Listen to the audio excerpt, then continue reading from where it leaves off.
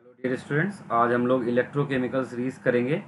तो electrochemical series क्या होती है? It is electrochemical series in which various electrodes have been arranged in order of their increasing value of standard reduction potential। जैसा कि आपको यहाँ पर शो हो रहा है कि जितने भी वेरियस इलेक्ट्रोड्स हैं उनको उनके रिडक्शन पोटेंशियल के स्टैंडर्ड रिडक्शन पोटेंशियल के इंक्रीजिंग ऑर्डर में टॉप टू बॉटम अरेंज किया गया है। इसी अरेंजमेंट को, इसी सीरीज़ को ही हम लोग बोलते हैं इलेक्ट्रोकेमिकल सीरीज़। और इस सीरीज़ में जितने मेटल हैं तो उनको हम मेटल की एक्टिविटी सीरीज ही बोलते हैं। अगर हम इसमें से सिर्फ मेटल्स पिक कर लें तो हम लोग इसको मेटल की एक्टिविटी सीरीज भी बोल सकते हैं। तो electrochemical series is also known as activity series of metal. और इसमें हमने क्या किया है, इलेक्ट्रोड्स को उनके रिडक्शन पोटेंशियल के ऑर्डर में अरेंज किया हुआ है हमने। ठीक है, तो यहाँ पर अगर आप ध्यान से देखेंगे सबसे लोएस्ट रिडक्शन पोटेंशियल किसका है? लिथियम का। सबसे लोएस्ट रिडक्शन पोटेंशियल लिथियम का है। और सबसे हाईएस्ट रिडक्शन पोटेंशियल किसका आ रहा है? फ्लोरीन का। तो रिडक्शन पोटेंशियल हमें क्या बताता है? किसी भी इलेक्ट्रोड के या मेटल के या एलिमेंट के रिड्यूस होने का पोटेंशियल, कि वो कितना रिड्यूस हो सकता है। तो यहाँ पर Li प्लस का रिडक्शन पोटेंशियल -3.0 है। इसका मतलब इसके रिड्यूस होने का पोटेंशियल बहुत कम है। ठीक है, वहीं पर अगर हम इसी चीज़ को ऐसे लिखते कि Li gives Li plus plus electron, तो यहाँ पर हमें जो वैल्यू मिलती वो होती 3.04। और ये क्या होता? इसका ऑक्सीडेशन पोटेंशियल। इससे इस वैल्यू से हमें क्या पता चल रहा है कि पूरी सीरीज में सबसे हाईएस्ट रिडक्शन पोटेंशियल किसका था? फ्लोरीन का। और हाईएस्ट ऑक्सीडेशन पोटेंशियल किसका है? लिथियम का। यानी ऑक्सीडाइज होने का पोटेंशियल सबसे ज़्यादा किसका होगा? लिथियम का। तो लिथियम की टेंडेंसी होती है इटसेल्फ ऑक्सीडाइज होने की। तो दूसरों को क्या करेगा? ये दूसरों को रिड्यूस करेगा। तो ये एक बहुत अच्छा रिड्यूसिंग एजेंट है, even you can say best reducing agent है। लिथियम कभी भी ऑक्सीडाइजिंग एजेंट नहीं हो सकता, ये सिर्फ और सिर्फ रिड्यूसिंग एजेंट ही हो सकता है, क्योंकि ये इटसेल्फ अपने आप को सिर्फ क्या कर सकता है? ऑक्सीडाइज करता है। अगर ये इटसेल्फ ऑक्सीडाइज कर रहा है तो दूसरों को क्या करेगा? रिड्यूस करेगा।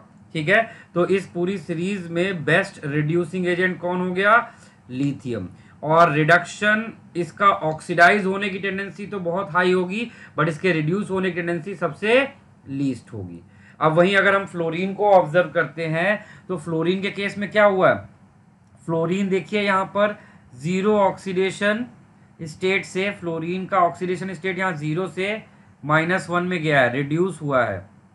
ठीक है, तो इसके रिड्यूस होने का पोटेंशियल सबसे ज़्यादा है। यही रीज़न होता है कि फ्लोरीन अपने आप को हमेशा F- में कन्वर्ट करने की टेंडेंसी रखता है इन ऑल रिएक्शंस, और यही इसकी मोस्ट स्टेबल स्टेट होती है। तो ये फ्लोरीन अपने आप को रिड्यूस करने का पोटेंशियल इसका सबसे ज़्यादा है, यानी ये इटसेल्फ हमेशा रिड्यूस होगा तो दूसरों को क्या करेगा? ऑक्सीडाइज करेगा। तो it is best oxidising agent. तो हमें यहाँ पे सीरीज में देखने में क्या पता चला कि टॉप ऑफ द सीरीज में क्या प्रेजेंट है? Best reducing agent. और बॉटम ऑफ द सीरीज में क्या प्रेजेंट है? Best oxidising agent. Best oxidising agent. तो इससे हमें क्या ऑर्डर मिल जाएगा? इससे हमें ये पता चलेगा कि अगर हम सीरीज में टॉप से बॉटम की तरफ जाते हैं, ठीक है, तो उसकी रिड्यूसिंग टेंडेंसी क्या होती है? Reducing agent tendency decreases. ठीक है, लेकिन अगर टॉप से बॉटम की तरफ जाते हैं तो उसकी oxidising agent tendency increases.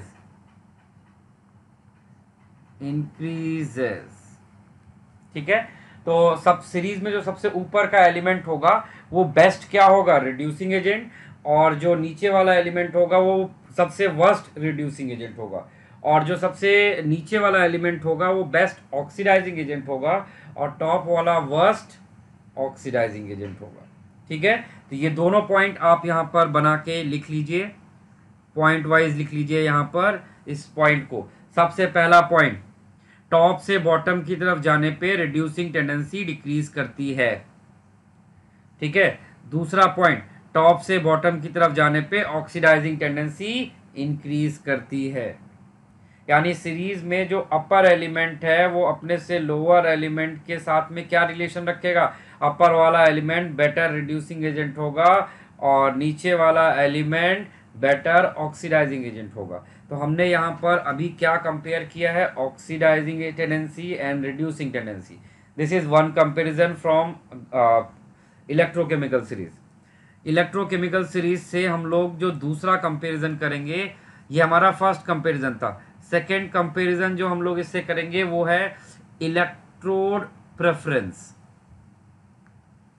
Electrode preference का क्या मतलब होता है, इलेक्ट्रोड प्रेफरेंस का मतलब है कि अगर आपको 2 और 3 एलिमेंट्स दे दिए जाएं और आपसे पूछा जाए बताओ कि इनमें से कौन सा बेस्ट कैथोड होगा और कौन सा बेस्ट एनोड होगा।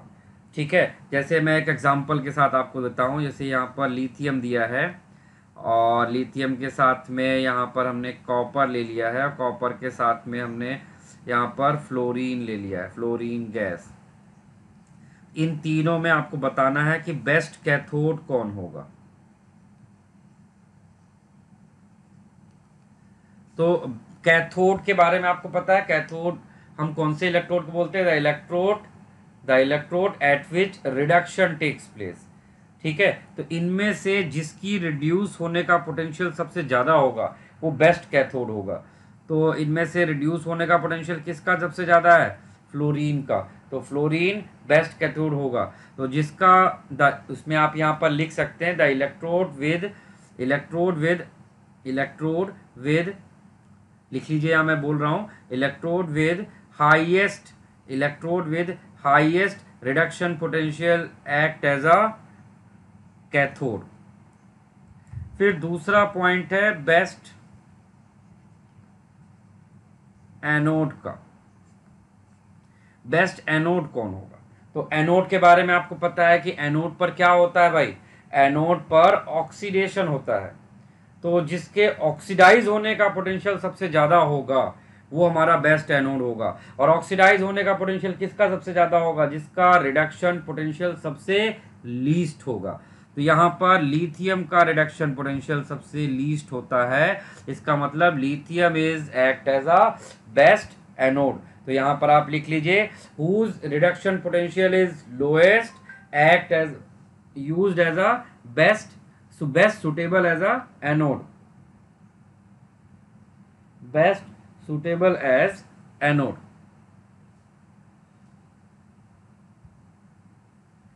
best suitable as anode। ये दोनों पॉइंट अच्छे से नोट कर लीजिए, ये आपको बहुत हेल्प करेंगे।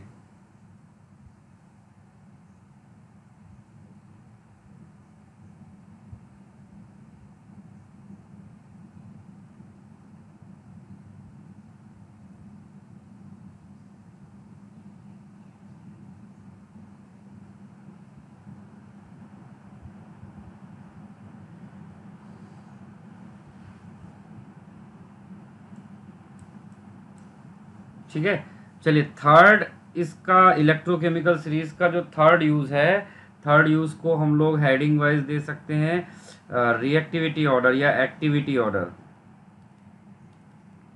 एक्टिविटी ऑर्डर तो यहाँ पर तो बिल्कुल सिंपल सा चीज़ है कि अपर एलिमेंट जो इस सीरीज में टॉप एलिमेंट होता है वो अपने से लोअर एलिमेंट को क्या कर सकता है, रिएक्शन में डिस्प्लेस करा सकता है। ठीक है, जैसे कि यहाँ पर अगर आप जिंक को HCl से रिएक्ट कराओ तो जिंक यहाँ से हाइड्रोजन को डिस्प्लेस कर देगा इस तरह से। तो इसका मतलब जिंक क्या है, एक्टिविटी सीरीज में ऊपर है और हाइड्रोजन एक्टिविटी सीरीज में नीचे है। तो upper element displaces lower element in displacement reaction. Our element can displace lower element in displacement reaction. तो एक्टिविटी सीरीज के ये 3 एप्लीकेशन थे। पहला एप्लीकेशन था oxidising agent and reducing agent का सिलेक्शन, दूसरा होता है इलेक्ट्रोड प्रेफरेंस, तीसरा होता है एक्टिविटी सीरीज। तो ये तीनों आपको यहाँ पर याद रखने होंगे। ठीक है भाई।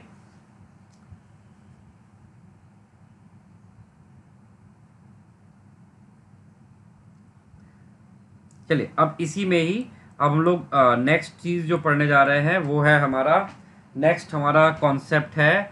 Next concept is known as Nernst equation. Nernst equation. Nernst equation की कि हमें क्या जरूरत थी।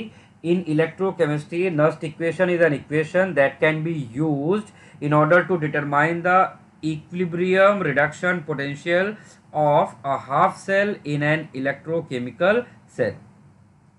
It can also be used to determine the total voltage जिसको हम EMF बोलते हैं for a full electrochemical series. तो एक जर्मन केमिस्ट थे, उनके नेम के पर इसको रखा गया है नस्ट। ठीक है, चलिए तो हम सबसे पहले आपको इस नस्ट इक्वेशन को डिराइव करके दिखाते हैं, फिर इसको यूज करना सिखाते हैं। पहले इसका हम डेरिवेशन आपको शो करते हैं। तो इसके डेरिवेशन के लिए हमें यहाँ पर हमें पता है कि गैल्वेनिक सेल और इलेक्ट्रोकेमिकल सेल में जो भी प्रोसेस होता है वो स्पॉन्टेनियस प्रोसेस होता है। तो यहाँ पर हम लोग थर्मोडायनेमिक्स के सेकेंड लॉ के अकॉर्डिंग थर्मोडायनेमिक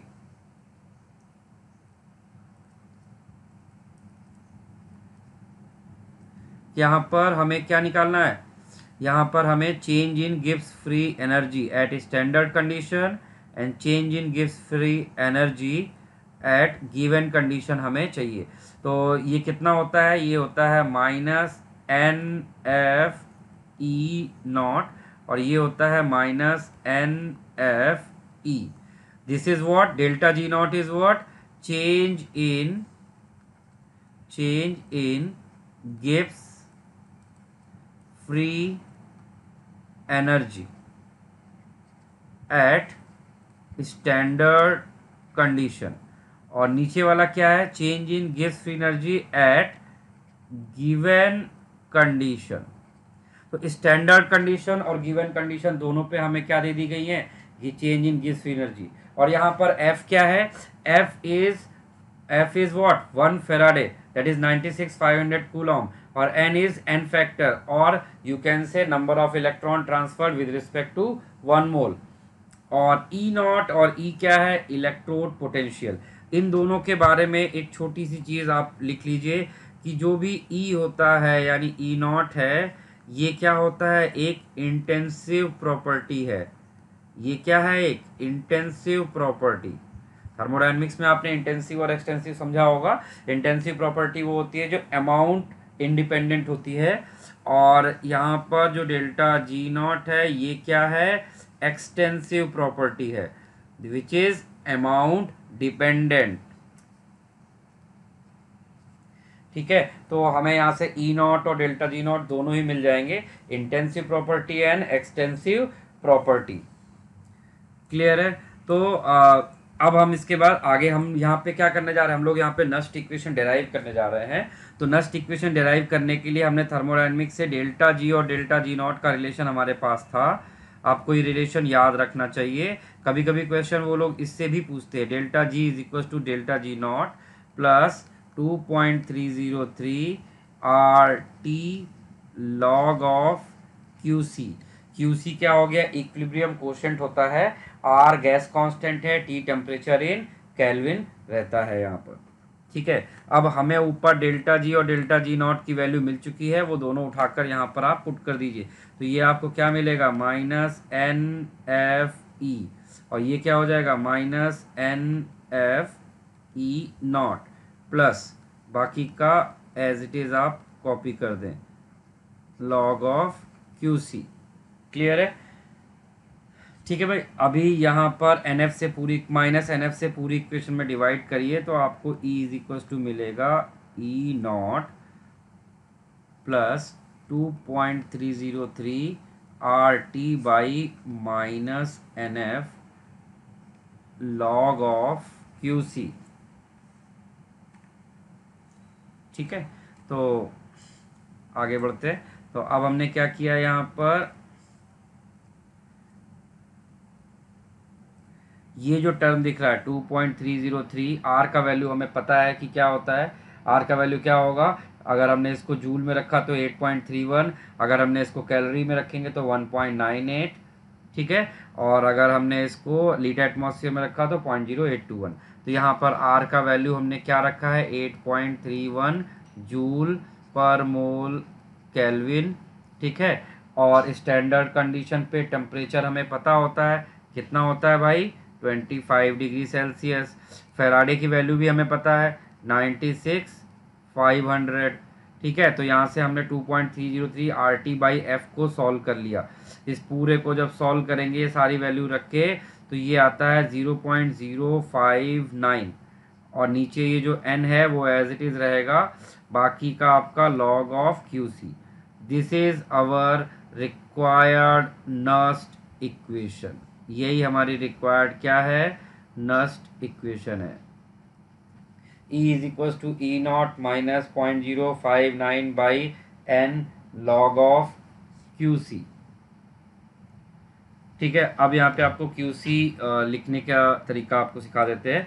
QC क्या था एक बार याद दिला देते हैं। जैसे अभी हम लोगों ने वहाँ पर लिखा था, जो गैल्वेनिक सेल इक्वेशन थी वो क्या थी हमारी, Zn प्लस Cu+2, ये एक्वस था और ये सॉलिड था, that gives what, Cu solid plus Zn+2 aqueous.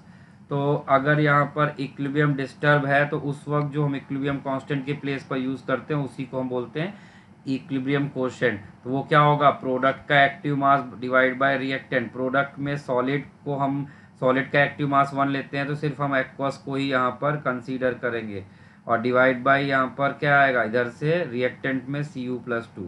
तो ये हमारे पास QC का वैल्यू मिलेगा, जिसको हम यहाँ पर रख के QC फाइंड कर सकते हैं, ठीक है। तो E क्या है हमारा, electrode potential at given condition. E0 क्या हो गया, electrode potential at standard condition. और हम यहाँ से N क्या है, N फैक्टर है। तो इस तरह से हम लोग यहाँ पर नस्ट इक्वेशन को यूज़ करके क्या कैलकुलेट कर सकते हैं, नस्ट इक्वेशन को यूज़ करके हम आइदर E और E0 जो भी क्वेश्चन में रिक्वायर्ड होगा वो हम कैलकुलेट कर लेंगे। अब इसी में ही नेक्स्ट आता है एट इक्विलिब्रियम कंडीशन। अगर इक्विलिब्रियम की कंडीशन आ गई तो हम क्या करेंगे, तो अगर इक्विलिब्रियम की कंडीशन होती है उस वक्त क्या हो जाता है, एट इक्विलिब्रियम इसमें से कौन सी वैल्यू ज़ीरो हो जाएगी, इक्विलिब्रियम पर डेल्टा G बिकम्स ज़ीरो, और डेल्टा G ज़ीरो होगा तो E भी क्या हो जाएगा, ज़ीरो। तो हमारा जो डेल्टा G वाला रिलेशन था उसमें आप डेल्टा G रख दीजिए तो आपको यहाँ पर नया रिलेशन क्या मिल जाएगा, delta G0 is equals to -2.303 RT, ठीक है। और जो हमारा QC था इक्विलिब्रियम पे उसी को हम KC बोल देते हैं। तो ये हमारा क्या बन जाएगा, log ऑफ KC। एक रिलेशन तो हमें ये मिलेगा, और दूसरा नस्ट इक्वेशन में E0 रख दीजिए। तो नस्ट इक्वेशन में E आप 0 रख देते हैं तो आपको E0 मिल जाता है plus 0.059 divide by n factor log of KC। तो ये हमारा इक्विलिब्रियम पे हमारे रिलेशंस इस तरह से यहाँ पर डेराइव होके आ जाते हैं, इनको भी आप नोट कर लीजिए। तो एक बार मैं फिर से ऊपर से नस्ट इक्वेशन आपको दिखा देता हूँ, इसको आप अच्छे से नोट कर लें। इसके अलावा आपको ये रिलेशन भी आना चाहिए, ये रिलेशन भी आपको नोट कर लेना चाहिए, इस पे भी क्वेश्चंस आ जाते हैं, ठीक है। और उसके बाद आपको नस्ट इक्वेशन नोट करना चाहिए। वंस आपने नस्ट इक्वेशन नोट कर लिया तो फिर इक्विलिब्रियम पे, उनकी इक्विलिब्रियम कंडीशन पे भी नस्ट इक्वेशन मॉडिफाई होती है, इनको भी आप नोट कर लीजिए। तो हमारा थ्योरेटिकल एस्पेक्ट यहाँ पे कंप्लीट हो जाता है। अब हमें यहाँ पर इन्हीं सबके एप्लीकेशन देखने, जो कुछ भी हमने गैल्वेनिक सेल में पढ़ा है इनको क्वेश्चंस में हम कैसे यूज़ करेंगे, अब इन सेगमेंट्स को हमें यहाँ पर देखना होगा, ठीक है। तो एक एक करके हम लोग यहाँ पे इसको शुरू करते हैं क्वेश्चंस को करना। जैसे हम एकदम छोटे छोटे क्वेश्चंस लेंगे जो आपको काफ़ी हेल्प करेंगे क्वेश्चन सॉल्व करने में। जैसे मैंने एक छोटा सा सेल पोटेंशियल वाला क्वेश्चन लिया है, स्मॉल सा क्वेश्चन है सेल पोटेंशियल का, या हम इसको इलेक्ट्रोकेमिकल सीरीज के क्वेश्चन से भी शुरू करते हैं। तो पहले इलेक्ट्रो सीरीज के क्वेश्चन से स्टार्ट करते हैं। देखिए इलेक्ट्रोकेमिकल सीरीज के क्वेश्चन से इसको स्टार्ट करने के लिए हमें बस सिर्फ थोड़ा सा आपको पीछे से जाना है लेके। तो मैं स्टार्ट करता हूँ क्वेश्चन लेना। पहले मैंने क्वेश्चन नंबर 1 पिक किया है। क्वेश्चन नंबर 1 हमारा क्या है? क्वेश्चन नंबर 1 के अकॉर्डिंग यहाँ पर हमें आपको एक इक्वेशन दी हुई है, Zn plus twice Ag plus that gives Zn plus 2 plus twice Ag solid. ये सॉलिड है और ये दोनों एक्वस है। ठीक है, ये आपको गिवन है। और आपको क्या क्या दे दिया है? और आपको इसमें दे दिया गया है इन दोनों के रिडक्शन पोटेंशियल। जिंक का रिडक्शन पोटेंशियल दे दिया गया है, कितना होता है? -0.76 वोल्ट। और आपको क्या दिया गया है? सिल्वर का भी रिडक्शन पोटेंशियल दिया गया है, दैट इज +0.8 वोल्ट। तो आपको जिंक और सिल्वर के रिडक्शन पोटेंशियल दे दिए गए हैं। अब हमें क्या क्या कैलकुलेट करना है? हमें कैलकुलेट करना है ई नॉट ऑफ सेल। ठीक है, दूसरा हमें इसमें कैलकुलेट करना है best reducing agent and best oxidising agent. इसमें से best reducing agent and oxidising agent, इन दोनों में हमें जज करना है कि कौन सबसे अच्छा रिड्यूसिंग एजेंट होगा और कौन सबसे अच्छा ऑक्सीडाइजिंग एजेंट होगा। तो इसमें सबसे पहले हम लोग ई नॉट ऑफ सेल निकालते हैं। ई नॉट ऑफ सेल निकालने का फॉर्मूला आपके पास बिल्कुल स्ट्रेट पहले से ही रखा हुआ है। ई नॉट ऑफ सेल क्या होता था? Reduction potential of cathode minus reduction potential of anode, यही तो होता था। तो यहाँ पर देखिए कैथोड पे कौन है? कैथोड पे रिडक्शन होता है। जरा इक्वेशन में देखिए, रिडक्शन किसका हो रहा है? सिल्वर का रिडक्शन हो रहा है। इसका मतलब कैथोड सिल्वर रहा होगा। सिल्वर का पोटेंशियल कितना है? 0.80 माइनस। और ऑक्सीडेशन किसका हो रहा है? जिंक का। तो एनोड यहाँ पर जिंक है, तो जिंक का हम रिडक्शन पोटेंशियल कितना दिया है? -0.76। तो इसको हमने जब सॉल्व किया तो ये हमें आता है 1.56 वोल्ट। हमेशा ध्यान रखिएगा, इलेक्ट्रोड पोटेंशियल प्लस माइनस हो सकते हैं, लेकिन किसी भी सेल का रिडक्शन पोटेंशियल कभी भी निगेटिव नहीं होता है। आप यहाँ पर चाहो तो एक नोट बनाकर लिख लीजिए, E not of cell can not be zero और नेगेटिव। ज़ीरो होने का पोटेंशियल, ज़ीरो होने का मतलब क्या होता है भाई? ज़ीरो होने का मतलब है कि आपने दोनों इलेक्ट्रोड का मटेरियल सेम ले लिया। If E not of cell is zero, अगर ये हमने ज़ीरो ले लिया तो इसका क्या मतलब होता है? इसका मीनिंग होता है कि both electrodes are of same material. Both electrode material is same, यानी दोनों ही सेम इलेक्ट्रोड यूज किए गए। और अगर E not of cell is negative, तो इसका क्या मतलब होता है? इसका मतलब है कि हमने रॉन्ग इलेक्ट्रोड प्लेस किए हुए हैं, यानी जिसको हमको कैथोड बनाना था उसको हमने एनोड बना दिया, जिसको एनोड बनाना था उसको हमने कैथोड बना दिया है। ठीक है, तो ये पॉइंट नोट कर लीजिए, ये आपको याद रखना चाहिए।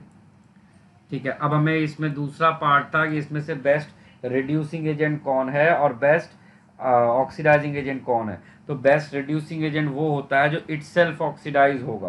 तो यहाँ पर जरा देखिए कि कौन ऑक्सीडाइज हो रहा है? जिंक। और यहाँ पर जो इटसेल्फ रिड्यूस हो रहा है वो दूसरों को क्या करेगा? ऑक्सीडाइज।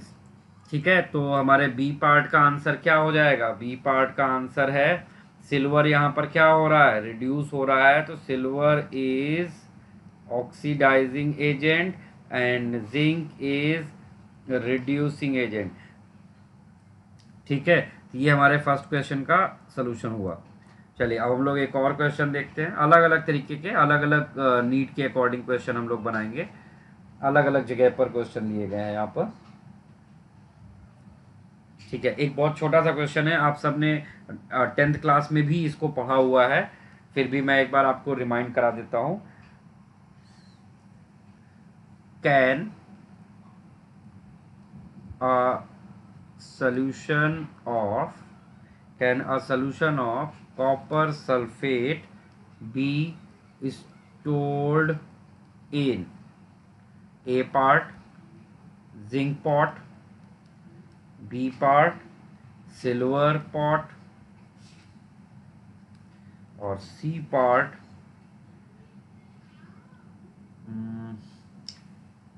सी पार्ट हमने यहाँ पर ले लिया आयरन पॉट। ठीक है, तो हमें यहाँ पर देखना है कि इनमें से तीन हमने मेटल लिए, तीन अलग अलग पॉट लिए हैं, उसमें हम कॉपर सल्फेट का सोल्यूशन डालना चाहते हैं। तो हम चाहते हैं कि इनमें से हम एक्चुअली किस में स्टोर कर सकते हैं। तो ये क्वेश्चन एक्टिविटी सीरीज का क्वेश्चन है। ठीक है, और एक्टिविटी सीरीज में इलेक्ट्रोकेमिकल सीरीज का क्या यूज था कि जो अपर एलिमेंट होता है वो अपने से लोअर एलिमेंट को डिस्प्लेस कर सकता है। तो इनमें अगर हम इनको सीरीज के ऑर्डर में अरेंज करेंगे, अगर हम इनको सीरीज के ऑर्डर में अरेंज करें, ठीक है, तो सबसे ऊपर सीरीज में कौन है, जिंक है, जिंक के बाद आता है आयरन, और आयरन के बाद आता है सिल्वर। ये इनका सीरीज का ऑर्डर है।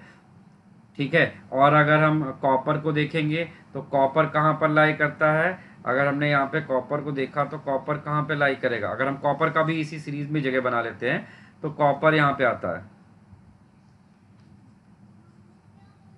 ठीक है, तो इसको अगर आप ध्यान से देखेंगे तो आपको क्या पता चलेगा, जिंक सबसे ऊपर है, जिंक इन तीनों को डिस्प्लेस कर सकता है सोल्यूशन में से, Fe इन दोनों को डिस्प्लेस कर सकता है।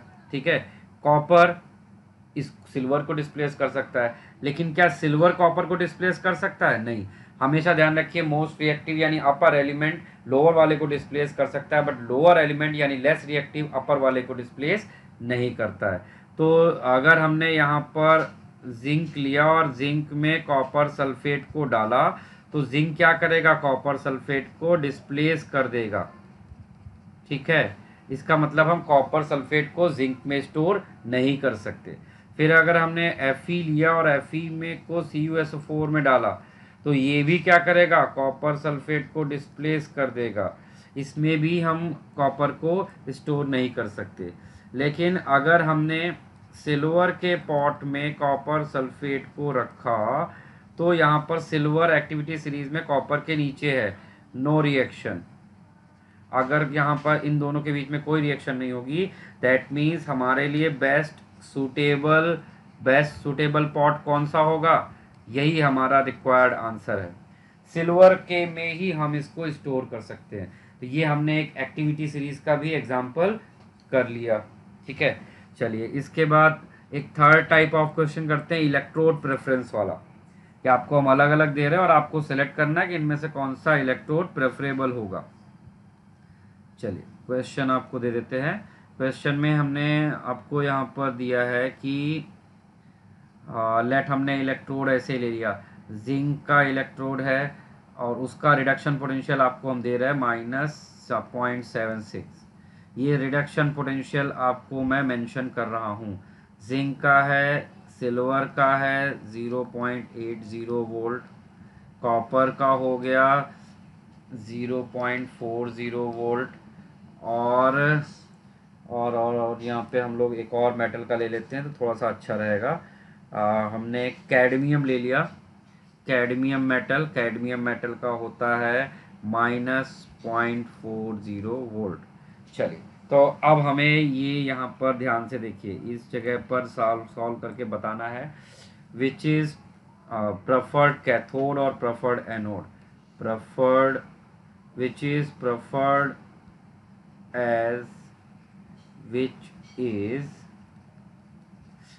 as cathode and which is as anode।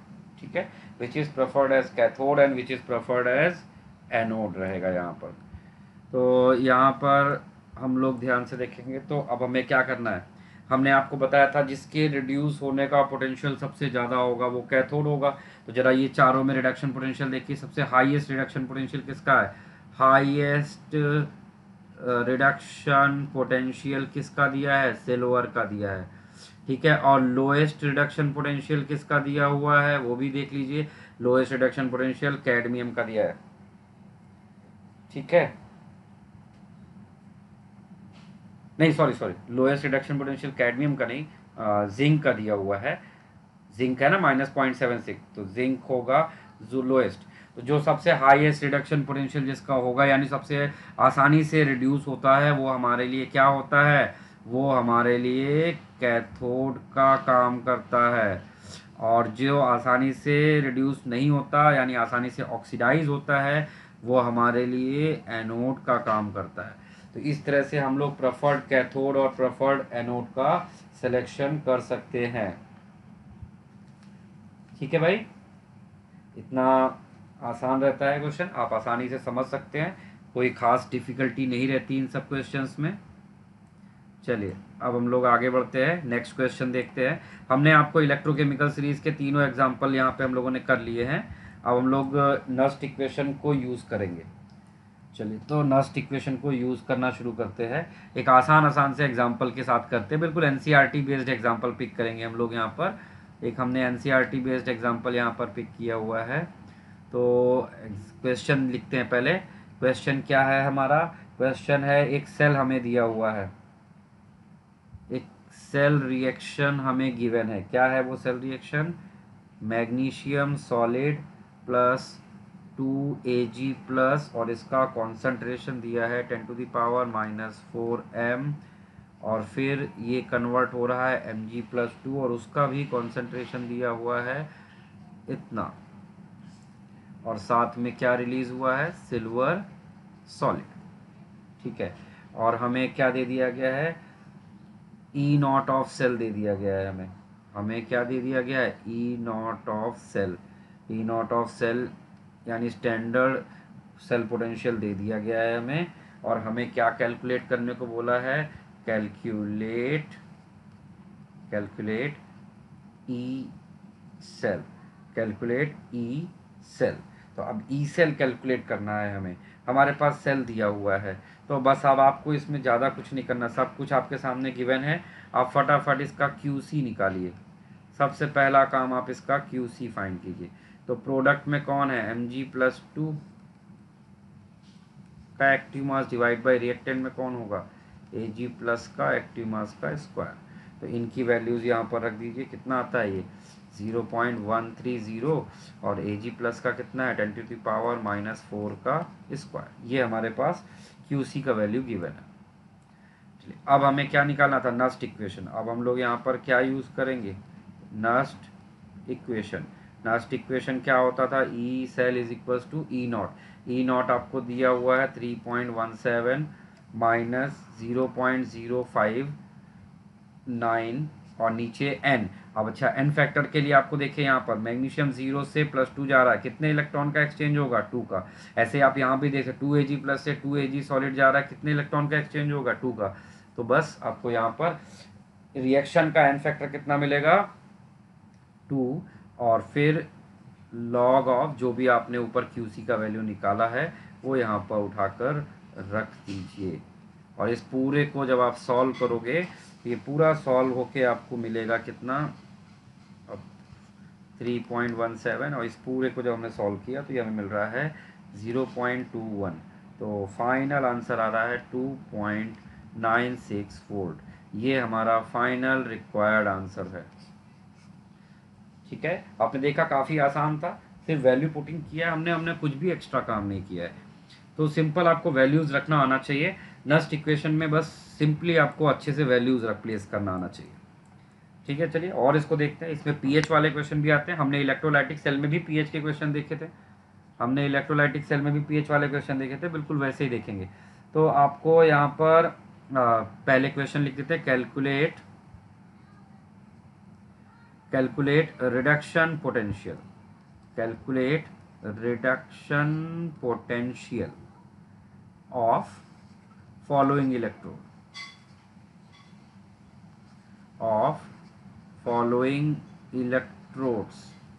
तो फॉलोइंग इलेक्ट्रोड्स में अगर हमें इलेक्ट्रोड पोटेंशियल यहाँ पर चाहिए तो सबसे पहले हमने क्या पिक किया, क्वेश्चंस लिख लेते हैं कौन कौन से इलेक्ट्रोड दिए गए। एक पहला हमें दिया गया है प्लेटिनम हाइड्रोजन का इलेक्ट्रोड है, 4 ATM प्रेशर पर इसको रखा गया है, और साथ में वहाँ पर इलेक्ट्रोलाइट लिया गया है H2SO4, उसका कॉन्सेंट्रेशन 0.01 m है। इतनी इन्फॉर्मेशन गिवन थी। ठीक है, दूसरा क्वेश्चन दिया हुआ है प्लेटिनम हाइड्रोजन है, वहाँ पे 1 एटीएम दे दिया है, ठीक है। और फिर वहाँ पर साथ में HCl दिया है, और HCl कितना होगा 0.2 m होगा, ठीक है। और तीसरा क्वेश्चन आपको अलग से दिया गया है, इसमें उल्टा कर दिया गया है।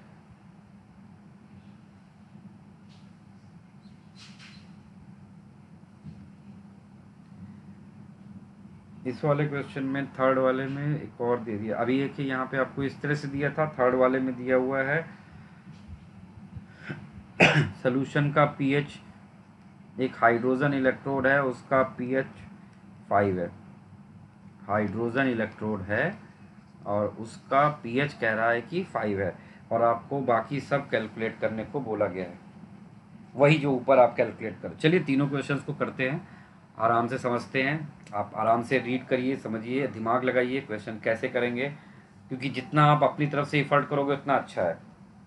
तो इसको एक बार आप पॉज कर लीजिए और इसको ट्राई करिएगा, ठीक है। मैं एक्सप्लेन तो कर रहा हूँ, लेकिन आप बिल्कुल सोल्यूशन पे मत जाइए, आप पहले इसको पॉज करिए, खुद ट्राई करिए कि देखिए आप अपने आप कितना कर पा रहे हैं। ध्यान रखिए, आप किसी भी वीडियो लेक्चर से तभी लर्न कर सकते हैं, या किसी भी क्लास से तभी लर्न कर सकते हैं जब आप अपने आप ट्राई करोगे। अगर आपने क्वेश्चन को जस्ट कॉपी कर लिया ना, तो आप कभी कुछ खास नहीं सीखते। थोड़ी देर के लिए आपको ऐसा लगेगा कि हाँ मुझे समझ में आ गया, लेकिन आप एक्चुअली तभी सही से समझते हो जब आप क्या करते हैं, जब आप उसको अपने आप करने की कोशिश करते हैं, तब आप सही से समझ पाते हैं। इसीलिए मैं आपको बोल रहा हूँ कि आप लोग इसको खुद अपने आप करने की कोशिश करिए। चलिए, तो मैं इस वाले को करके एक दिखाता हूँ। तो फर्स्ट वाला क्वेश्चन आपको दिया गया है, हाइड्रोजन इलेक्ट्रोड है, हाइड्रोजन इलेक्ट्रोड है, तो हमें रिडक्शन पोटेंशियल बताना है, तो हाइड्रोजन इलेक्ट्रोड की रिडक्शन की इक्वेशन आपको लिखना आना चाहिए। तो ये हाइड्रोजन के रिडक्शन की इक्वेशन इस तरह से लिखी जाती है, ठीक है। अब हम देखिए यहाँ पर क्या करेंगे, अब हम इसका पहले क्या निकालेंगे, QC। QC क्या होता है, active mass of H plus, यानी प्रोडक्ट का divide by reactant. Reactant gas है, हमें उसका पार्शियल प्रेशर दिया है, तो हम एक्टिव मास को इस तरह से रिप्रेजेंट करेंगे। तो क्वेश्चन में देखिए H प्लस आपको कितना दिया है, H2SO4 का कॉन्सेंट्रेशन 0.01 है, लेकिन एक H2SO4 से हमें 2 H प्लस मिलते हैं, डिवाइड बाई इस पूरे का स्क्वायर कर दीजिए, और नीचे पार्शियल प्रेशर ऑफ हाइड्रोजन कितना होगा, ये 4 हो जाएगा, ठीक है। तो अब हमें इसको यहाँ पे सॉल्व कर लेना है। तो ये हमारा सॉल्व होके कितना आता है, 10⁻⁻4 आ जाएगा, क्योंकि 4 तो कट जाएगा, बाकी बचेगा 10⁻⁻4। तो ये आप अपना QC रख लीजिए। अब आप वापस नस्ट इक्वेशन के पास जाइए, तो नस्ट इक्वेशन में आप जाओगे तो आपको E सेल चाहिए, और E0 ऑफ सेल तो रिडक्शन पोटेंशियल इसका 0 होता है। आप अगर स्टैंडर्ड हाइड्रोजन इलेक्ट्रोड का रिडक्शन पोटेंशियल जो होता है वो 0 होता है, ये आपको याद रखना होगा, यही हमारा रेफरेंस इलेक्ट्रोड है। तो हमने E0 0 रखा, -0.059 डिवाइड बाई, अब यहाँ पर देखिए 1 मोल के लिए कितने इलेक्ट्रॉन का एक्सचेंज है, 2 का 2, फिर लॉग ऑफ QC हमें कितना दिया गया है, 10⁻⁻4। अब आप इसको सॉल्व कर लीजिए, तो ये आपको सिंप्लीफाई होके कितना मिलेगा, 4 माइनस माइनस ये प्लस हो जाएगा, ये 2 से इधर 4 2 इंटू दिस, तो ये अप्रॉक्सीमेटली आएगा 0.0118 वोल्ट। ये हमारे फर्स्ट वाले पार्ट का रिडक्शन पोटेंशियल आएगा। देख लीजिए, बिल्कुल सिंपल सी चीज़ थी, हमने कुछ भी इसमें नहीं किया, सिर्फ फॉर्मूले में उठाकर नस्ट इक्वेशन में वैल्यू रखी है, ठीक है। तो ये हमारा ए पार्ट हो गया। बी पार्ट इसी की कार्बन कॉपी होगी, वो मैं नहीं कर रहा हूँ, उसका मैं सिर्फ आंसर बता रहा हूँ।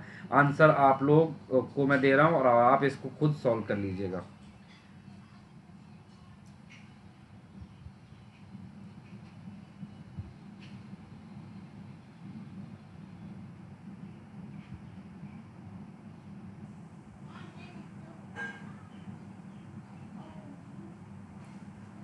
ये आएगा आपको 0.014, सॉरी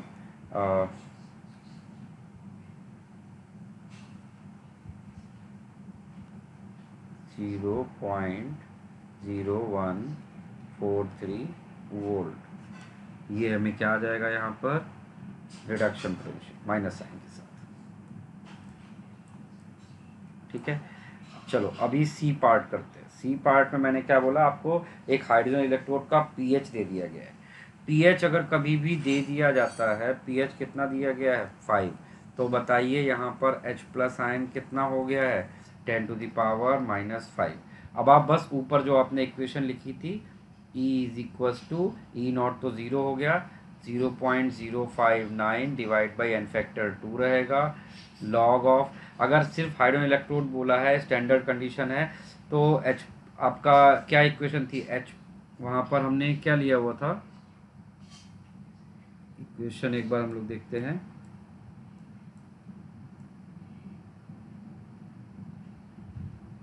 अच्छा ऊपर देखिए एक मिस्टेक हो गई हमसे, हमने भी ध्यान नहीं दिया, अभी जस्ट मुझे दिख रहा है यहाँ पर 0 से प्लस में, ये मैंने ऑक्सीडेशन की रिएक्शन लिखी है, तो ये रिडक्शन पोटेंशियल नहीं मिला है, ये हमें क्या मिला हुआ है यहाँ पर, ये हमें ऑक्सीडेशन पोटेंशियल मिला है। ये हमें क्या चीज़ मिला है, ऑक्सीडेशन पोटेंशियल। तो रिडक्शन पोटेंशियल क्या होगा, बस इसी को माइनस टाइम्स लिख दीजिए।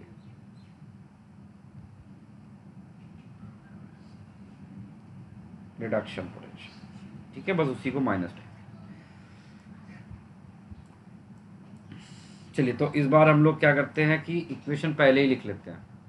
इक्वेशन क्या थी हमारी, हम रिडक्शन की इक्वेशन लिखते हैं जिससे कि हमें बाद में साइन चेंज करने की ज़रूरत ना पड़े।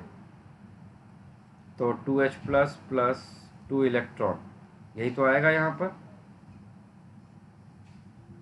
देख लीजिए। तो इसका QC कितना हो जाएगा, इसका QC होगा यहाँ पे QC इक्वल्स टू आएगा partial pressure of hydrogen divide by H plus का स्क्वायर। और हम अगर सिर्फ उसके लिए सॉल्व करते हैं स्टैंडर्ड के लिए, तो पार्शियल प्रेशर हम कितना लेते हैं 1 लेते हैं, और H प्लस हमने क्वेश्चन में अभी लिखा है 10⁻⁻5 का स्क्वायर।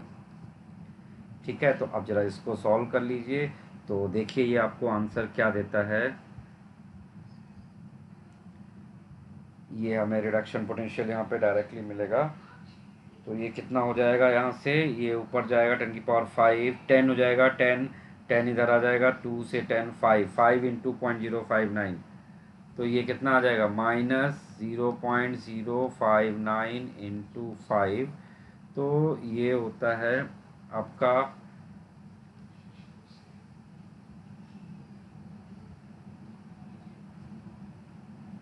0.295 वोल्ट, वो भी माइनस का, -0.295 वोल्ट। तो इस तरह से आप देख रहे हो कि हमें सिर्फ वैल्यू पुटिंग करनी है, कुछ खास अपनी तरफ से हमें दिमाग नहीं लगाना होता। बहुत सिंपल से क्वेश्चंस हैं, आपको बस सिर्फ अच्छे से यूज़ करना है। ये देखिए मेंस में आने के लिए बहुत ज़्यादा इंपॉर्टेंट होता है ये पीएच वाला सेगमेंट, तो इसको अच्छे से समझ लीजिए। चलिए नेक्स्ट एग्जांपल देखते हैं। नेक्स्ट एग्जांपल बिल्कुल सिंपल सा है। हमने एक इक्वेशन ले लिए, कैलकुलेट इक्विलिब्रियम कांस्टेंट, हमें केसी कैलकुलेट करने को बोला जा रहा है, और इक्वेशन हमें दिया गया है copper solid plus twice Ag plus aqueous gives Cu plus 2 aqueous plus twice Ag solid, और यहाँ पर हमें ई नॉट ऑफ सेल कितना देगा 0.46 वोल्ट। ठीक है, आपको ये इस तरह से इक्वेशन यहाँ पर दे सकता है। अब हमें क्या निकालना है यहाँ पर, इक्विलिब्रियम कांस्टेंट। तो हमें पता होता है ये चीज़ कि इक्विलिब्रियम कंडीशन पे नस्ट इक्वेशन हमारी क्या होती है, नस्ट इक्वेशन हमारी होती है E not of cell is equals to 0.059/2 log of KC। ठीक है, तो यहाँ से हमें ई नॉट दे दिया है क्वेश्चन में, ई नॉट हमारा कितना दिया है 0.46 इक्वल्स टू 0.059 बाई, और हमारा यहाँ पर इलेक्ट्रॉन देखिए कितने का एक्सचेंज है 2 का, और हमको लॉग KC यहाँ से पहले निकाल लेना चाहिए। लॉग KC आप निकाल लीजिए, तो लॉग KC हमारा सबसे पहले आएगा इधर से सॉल्व होके 15.6, और एक बार KC आ गया तो हम एंटी लॉग ले लेंगे। तो एंटी लॉग लेने के बाद 15.6 का एंटी लॉग ले लिया जाए तो ये आता है 3.98 इंटू 10⁻15। तो ये हमारा केसी का एक्सप्रेशन आ जाएगा। ठीक है, तो आपने देखा सिर्फ फॉर्मूले में वैल्यू पुटिंग है, हम कुछ भी अपनी तरफ से इफर्ट नहीं करना पड़ रहा है हमें। बहुत आसान क्वेश्चन होते हैं, आपको सिर्फ सेल इक्वेशंस वगैरह दे दी जाती हैं और आपको उसको सॉल्व करना होता है। अब मैं आपको यहाँ पे कुछ सेल्फ प्रैक्टिस प्रॉब्लम्स दे रहा हूँ, आप उन सेल्फ प्रैक्टिस प्रॉब्लम्स को खुद ट्राई करिए और अच्छे से करने की कोशिश करिएगा। मैं एक बहुत आसान सी सेल्फ प्रैक्टिस दे रहा हूँ, सेल्फ प्रैक्टिस। पहला क्वेश्चन है आपको, calculate potential, calculate cell potential.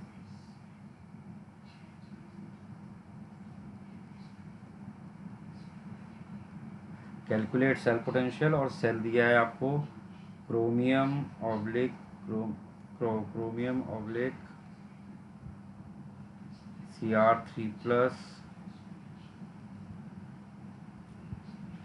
और ये इसका कॉन्सेंट्रेशन 0.1 m दिया है। फिर उसके बाद Fe+2 0.01 m दे दिया है, ऑब्लिक Fe, ये सेल आपको दिया है।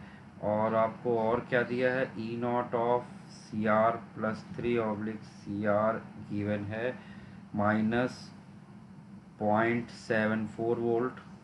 और दूसरा आपको गिवन है E0 of Fe+2 oblique Fe, that is -0.44 volt. ठीक है, तो आपको ये डेटा गिवन है, इसकी हेल्प से आपको वो फाइंड करना है। ठीक है, सेकंड क्वेश्चन है, बहुत इंपॉर्टेंट है, रिसेंट में जेईई में आया हुआ क्वेश्चन है। आपको दिया हुआ the solution of copper sulphate, the solution of copper sulphate in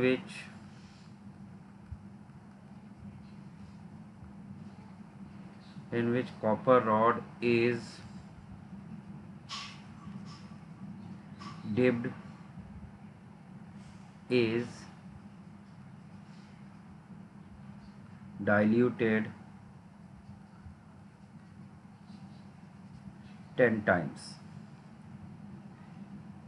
The reduction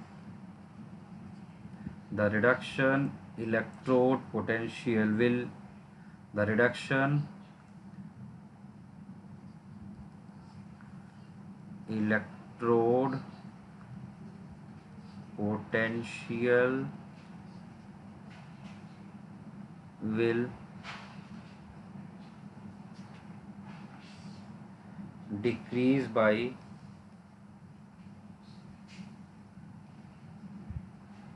0.03 volt. B option, decrease by 0.059 volt. C, increase by,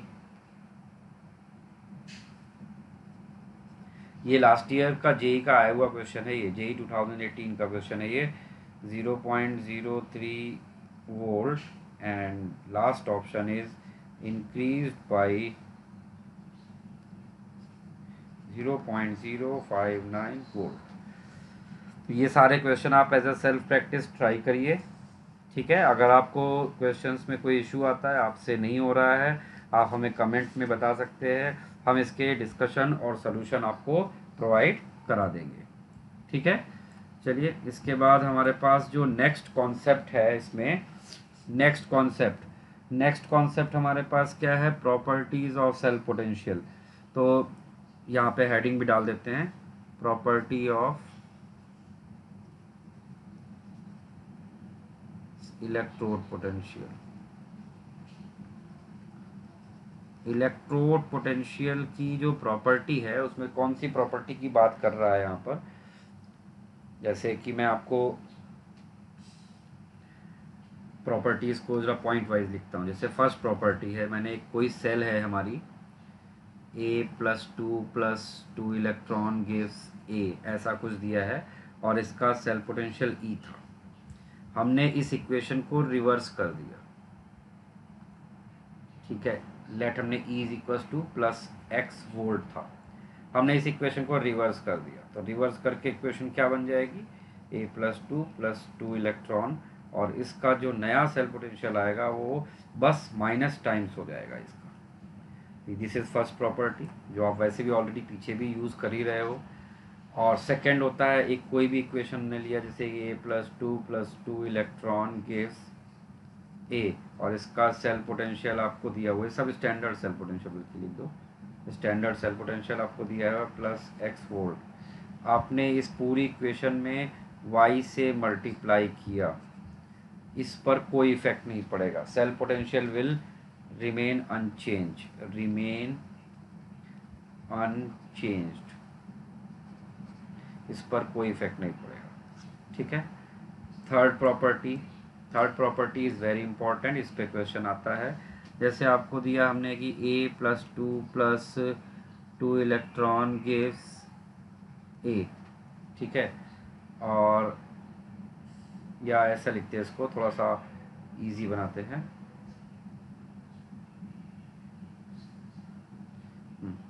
यहाँ पर हमने लिखा ए प्लस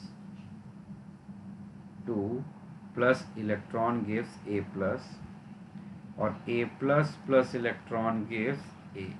इसका सेल पोटेंशियल कुछ E1 था और इसका सेल पोटेंशियल कुछ E2 था। हमने इन दोनों इक्वेशंस को ऐड किया, इनको ऐड करिए।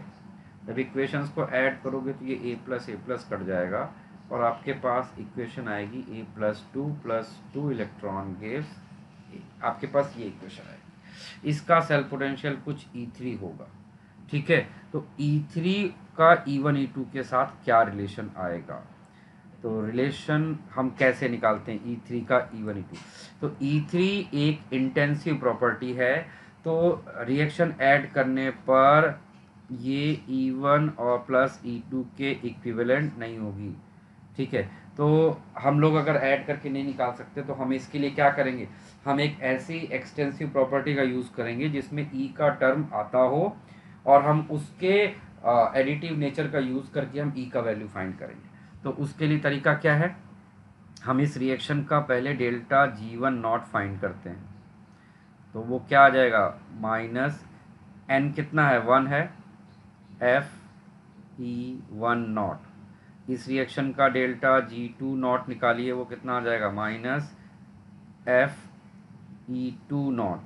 ठीक है, और इसी रिएक्शन का हम लोग अभी इस वाले रिएक्शन का डेल्टा G3 नॉट निकालते हैं, तो डेल्टा G3 नॉट कितना आ जाएगा, -2FE3 नॉट। ठीक है, अब जो डेल्टा G1 G2 G3 है ये तीनों एक्सटेंसिव प्रॉपर्टी है, तो अगर हम लोग डेल्टा G3 चाहते हैं तो डेल्टा G3 होता है delta G1 not plus delta G2 not. ठीक है, अब ये डेल्टा G1 नॉट की वैल्यू आप वहाँ से रख दीजिए, -FE1 not minus FE2 not, और यहाँ पे आ जाएगा -2FE3 नॉट। यहाँ से हमें E3 E1 E2 निकालना है, तो E3 इक्वल्स टू क्या आ जाएगा, E1 naught plus E2 naught divide by 2। E3 equals to आ जाएगा E1 naught plus E2 naught divide by 2 आ जाएगा। ठीक है, तो इस तरह से हम लोग E1 E2 E3 में रिलेशंस इस्टेब्लिश कर सकते हैं। तो ये प्रॉपर्टी ऑफ सेल पोटेंशियल था, इसको आपको याद रखना चाहिए, ये तीनों प्रॉपर्टीज अच्छे से समझ लीजिए। फिर हम लोग अब इसके एक आध क्वेश्चन कर लेते हैं तो थोड़ा सा आपको ज़्यादा अच्छे से समझ में आएगा। एक बहुत ईजी सा एग्जाम्पल लेते हैं। हमने एक एग्जाम्पल लिया हुआ है, लेट हमने यहाँ पर एक क्वेश्चन लिया,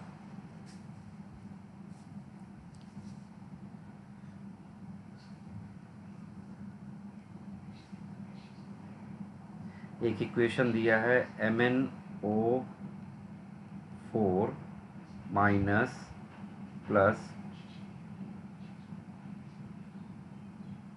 5 इलेक्ट्रॉन गिव्स Mn+2। ठीक है, और हमें क्या दिया है, MnO2 प्लस 2 इलेक्ट्रॉन और गिव्स है Mn+2। हमें ये दो चीज़ें दी हुई है, क्लियर है। इनका सेल पोटेंशियल कुछ E1 है और इसका सेल पोटेंशियल कुछ E2 है। आपको इतनी इंफॉर्मेशन गिवन है।